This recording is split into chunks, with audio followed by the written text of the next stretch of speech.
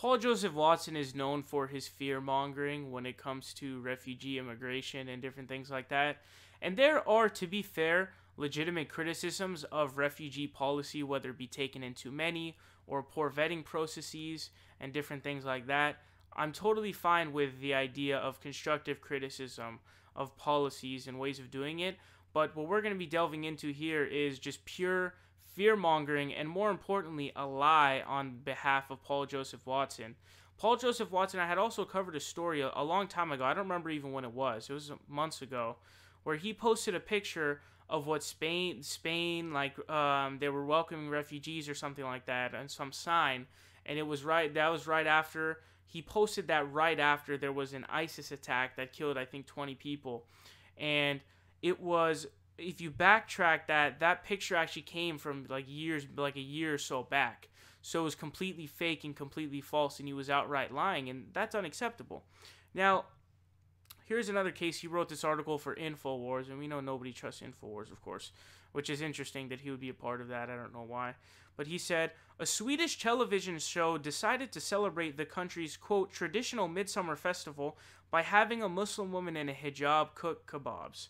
So, right off the bat, you should be going, why the fuck would you write an article about that? Who gives a shit? It's fucking a cooking show with a Muslim woman cooking kebabs. I don't know, I guess maybe you're worried about tradition? I honestly have no clue. But it turned out that this was actually completely false.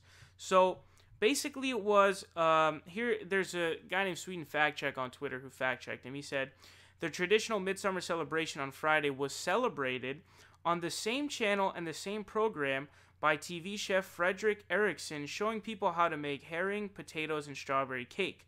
The blogger you're talking about actually came on TV the day after the traditional midsummer holiday and made her kebabs.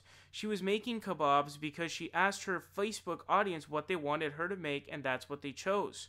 It says, your mistake is so funny, it's worth reminding you again that on Midsummer Eve, that party day, which we all get off work to celebrate Swedish traditions and eat Swedish food, the TV show ran a clip with exactly the kind of thing you said was missing.